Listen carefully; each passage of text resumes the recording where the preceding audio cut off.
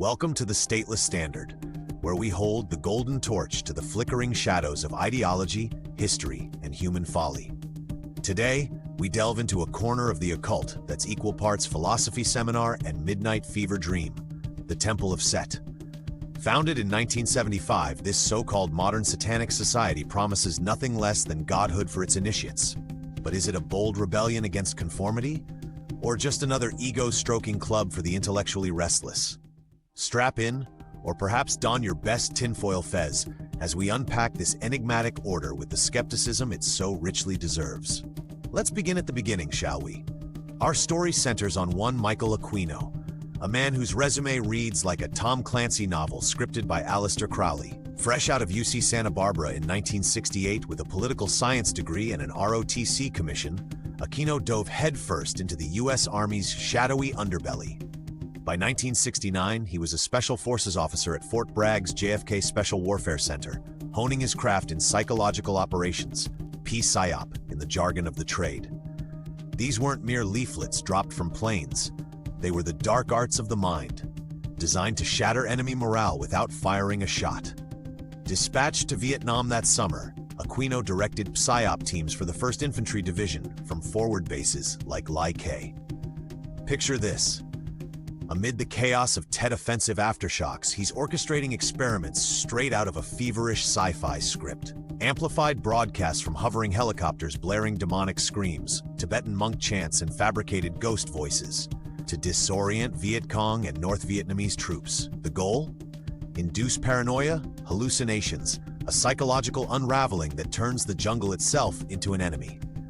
Aquino later boasted of these tactics in his writings, framing them as innovative perception management.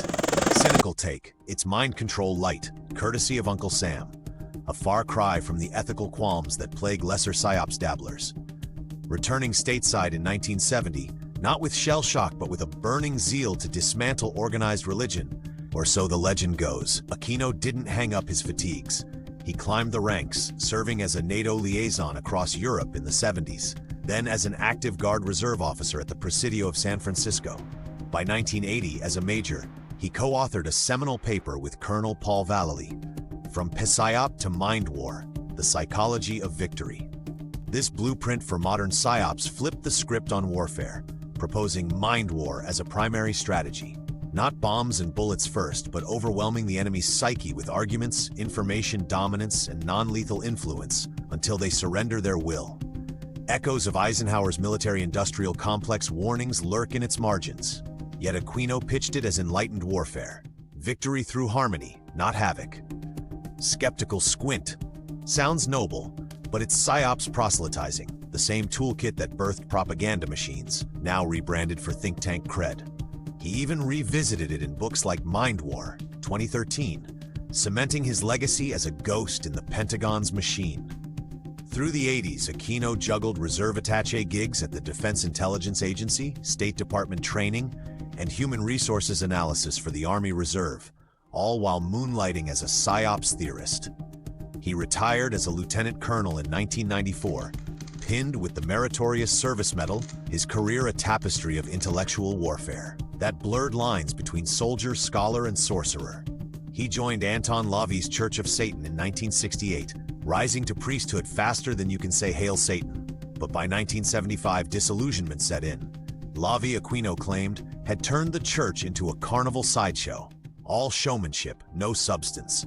A commercialized racket peddling devil horns to the masses. So, on the eve of the summer solstice, June 21, 1975, Aquino performed what he later described as a ritual to summon Satan for guidance. Spoiler, the Prince of Darkness showed up, sort of. In Aquino's account, the entity revealed itself not as the horned fiend of medieval woodcuts, but as Set, the ancient Egyptian god of chaos, storms, and conveniently, isolation. Set declared the dawn of a new aeon, the aeon of Set, superseding LaVey's aeon of Satan as little more than a warm-up act.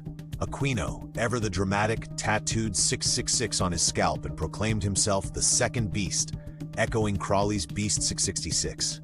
With Lilith Sinclair, head of a New York satanic grotto, he founded the Temple of Set in San Francisco. Now, pause for cynicism. A psyops expert, a man paid to engineer epiphanies in enemy heads, hears voices after a falling out with his boss? One might charitably call it a mystical epiphany. Less charitably, it's the oldest trick in the cult leader's playbook, divine endorsement to justify a hostile takeover, honed on Vietnam's front lines. But credit where due, Aquino didn't just whine, he built an institution. And in doing so, he birthed a philosophy that's as intellectually armored as it is eyebrow-raising. At its core, the Temple of Set is a left-hand path tradition. That is, a rejection of the right-hand path of submission to a higher power, be it God, karma, or societal norms. Setians worship individuality, self-empowerment, and, hold on to your fedora, self-deification. They believe every person harbors the potential for godhood, unlocked through a process called Xeper, an ancient Egyptian word meaning to come into being. It's continual self-evolution, refining your intellect, will, and essence until you transcend mere mortality. Unlike Lavi's atheistic Satanism, where the devil is a symbol of rebellion, Setians take the metaphysical plunge. Set isn't metaphor, he's a real, isolated intelligence, a prince of darkness who gifted humanity consciousness in the myth of slaying Osiris. This gift explains our separation from the animal kingdom. We're not beasts, we're incipient gods, adrift in a universe of blind nature. The temple positions itself as an initiatory school, training members in occult disciplines to harness this spark. Educational interlude. For the uninitiated, the left-hand path draws from tantric traditions, emphasizing antinomianism, breaking taboos to accelerate growth. Setians frame it as rational self-mastery, not chaos for chaos' sake. They decry nature-worshipping religions, Christianity, Buddhism, you name it, as emotional crutches for herd animals afraid of their own minds. Instead, they champion consciousness worship, aiming for eternal, isolated self-awareness beyond the grave. Poetic? Undeniably. But skeptical lens applied. This sounds like transhumanism with a theistic kink. Upload your soul to the cloud, courtesy of an Egyptian meme lord. And that isolated godhood? It reeks of solipsistic narcissism, where enlightenment means never having to say you're sorry to anyone but yourself. Practices? Oh, they're where the temple gets delightfully theatrical, yet insists on being deadly serious. Central is greater black magic, not the Levian psychodrama of rented costumes and fake blood, but introspective sorcery. Think meditation, astral projection, invocation, all wielded to bend reality via focused will. It's magic as self-therapy on steroids. Visualize your goals, ritually charge them, and poof, manifestation.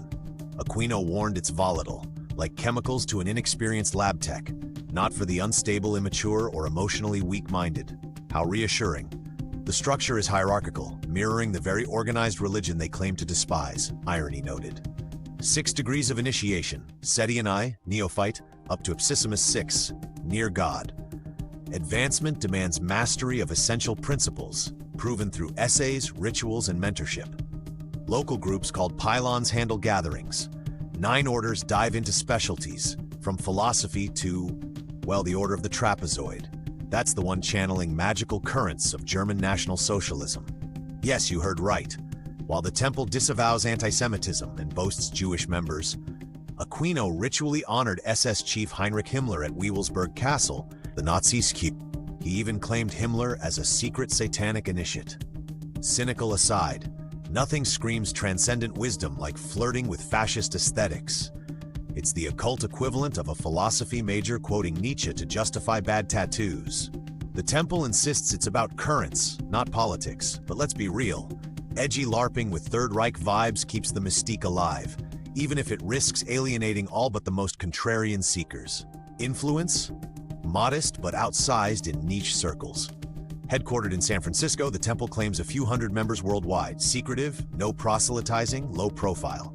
They've churned out tomes, the Scroll of Set newsletter, encyclopedic jeweled tablets, Aquino's essays on metaphysics. It's inspired modern occultism, challenging dogmas with a velvet-gloved fist. But controversies? Legion. Critics branded a cult of elitism and moral relativism, rejecting universal ethics for self-determined ones. Setians retort, it's personal responsibility, not nihilism. Yet whispers persist. Accusations of child abuse in the 1980s, Satanic Panic. Aquino was investigated, cleared, and that Nazi-adjacent order raising eyebrows. Psychologists see it as sophisticated delusion, philosophers as recycled romantic individualism. And the secrecy? It fuels the allure, but also the suspicion. What don't they want us knowing? Skeptical verdict. For all its intellectual polish, the Temple of Set is Satanism rebranded for the Ivy League dropout. Profound until you realize it's just humans playing God in echo chambers. It critiques religion's shadows while casting its own. A hierarchy preaching anarchy, enlightenment via exclusion. Charming hypocrisy or calculated genius? You decide. That's our torchlit tour of the Temple of Set, a society where chaos births divinity, or so they say. If this sparked your inner skeptic, hit subscribe to the Stateless Standard. Drop a comment. Godhood or grift? Like, share, and join us next time as we torch another sacred cow. Until then, question everything. Stay free.